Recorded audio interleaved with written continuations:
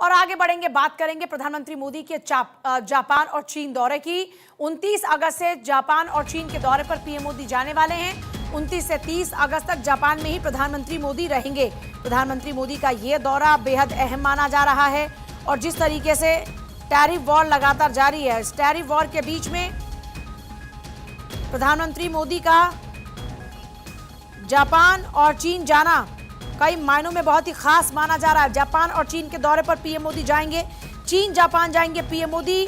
Trump tariff विवाद के बीच यह विदेश यात्रा बहुत ज्यादा अहम मानी जा रही है।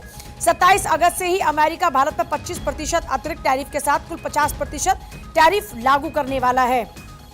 ऐसे में प्रधानमंत्री मोदी पहुंच रहे हैं जापान और चीन, और ऐसे में प्रधानमंत्री मोदी के इसी दौरे को बेहद खास माना जा रहा है। भारत अमेरिका के बीच टैरिफ को लेकर बढ़ते तनाव के बीच पीएम मोदी का जापान और चीन दौरा बेहद अहम है। 27 अगस्त से अमेरिका 25% टैरिफ के बाद अब 50% टैरिफ की ओर आगे बढ़ रहा है। पीएम मोदी जापान और चीन दौरे पर जाएंगे। भारत सरकार के विदेश मंत्रालय की ओर से जो तारीख है उनके बारे में जानकारी दे दी गई है।